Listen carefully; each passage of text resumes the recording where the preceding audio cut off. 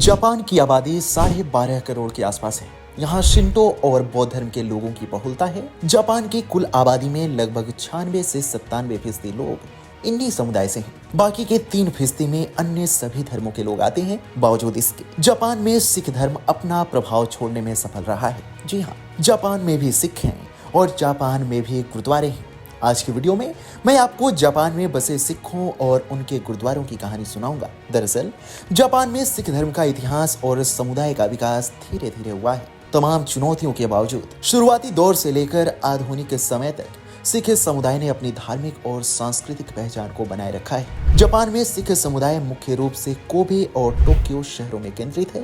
ये दोनों ही शहरें जापान के सबसे बड़े शहरों में से एक है। टोक्यो तो राजधानी भी है और राजधानी के बीचों बीच सिख धर्म का पताका गर्व से लहरा रहा है। ध्यान देने वाली बात है कि फार्मास्यूटिकल केमिस्ट्री की पढ़ाई के लिए पंजाबी मूल के सिख पूरन सिंह ने 1900 में टोक्यो विश्वविद्यालय का रुख किया। इसी बीच 1903-4 में कपूरथला के महाराजा जगतजीत सिंह ने जापान का दौरा किया, जिसके बाद 1905 में पूरन सिंह ने जापान में अपने अनुभवों को उकेरते हुए my travel in China Japan and Java नामक एक किताब प्रकाशित की, जिसमें पहली बार जापान में बसे सिखों का जिक्र हुआ। 1920 के दशक में कुछ सिख जापान के पश्चिमी क्षेत्र में रहने लगे थे। 1923 के ग्रेट कांटो भूकंप के बाद योकोहामा में रह रहे सिख कोबे में आकर बस गए। द्वितीय विश्व युद्ध के दौरान सिख सैनिकों ने जापानी सेनाओं के खिलाफ लड़ाई लड़ी। इनमें से कुछ सैनिक युद्धबंदी के रूप में पकड़े गए और उन्हें क्रूरता का सामना करना पड़ा। वहीं कई सिख आजाद हिंद फौज में शामिल हुए जो ब्रिटिश शासन के खिलाफ थी। जापान में पहला गुरुद्वारा 1952 में स्थापित हुआ, जो कोबे में बना था।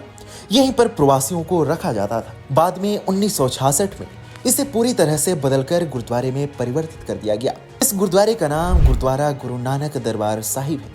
यह गुरुद्वारा सिख समुदाय के धार्मिक, सांस्कृतिक और सामाजिक गतिविधियों का केंद्र है। कोबे का सिख समुदाय अधिक परंपरावादी है और उन्होंने अपनी पहचान और संस्कृति को बनाए रखा है। इसके अलावा जापान की राजधानी टोक्यो में साल 1999 में खालसा पंथ की 300वीं वर्षगांठ के उपलक्ष्य में टोक्यो गुरु नानक दरबार नामक गुरुद्वारा की स्थापना की गई। यह गुरुद्वारा एक कार्यालय भवन के तहखाने में स्थित है। यह केवल महीने में एक दिन धार्मिक सेवाओं के लिए खुलता है। आपको बता दें कि टोक्यो का सिख समुदाय अधिक शहरी है और कई लोग स्थानीय संस्कृति में आत्मसात हो गए हैं, जबकि कोबे के सिख अपनी धार्मिक पहचान बनाए रखते हैं, जबकि टोक्यो के सिख अधिकतर स्थानीय जीवन शैली में ढल चुके हैं। जापान में बसे कई सिख अपने केश काट लेते हैं ताकि स्थानीय समाज में घुल मिल सके। शुरुआती दिनों में जापान में सिखों को उनके अलग अलग रूप के कारण गलतफहमियों का सामना करना पड़ा।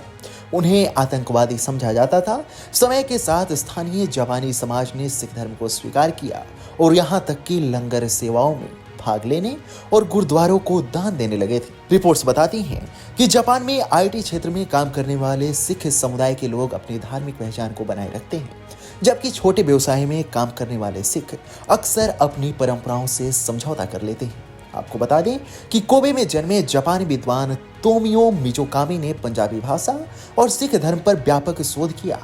उन्होंने गुरु नानक देव जी की रचना जपजी साहिब का जापानी भाषा में अनुवाद किया और उन्हें 2018 में पद्मश्री से सम्मानित किया गया। 2021 में टोक्यो गुरुद्वारा ने 5.2 मिलियन येन एकत्र किए, जो भारत में कोविड-19 संकट से निपटने के लिए दान दिए गए। अगर हम जापान में सिखों की आबादी की बात करें तो 1990 के दशक के अंत तक टोक्यो में सिखों की संख्या 20,000 से 30,000 थी।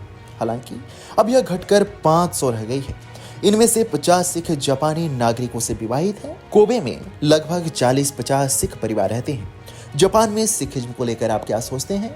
अपनी राय हमें कमेंट सेक्शन में जरूर बताएं।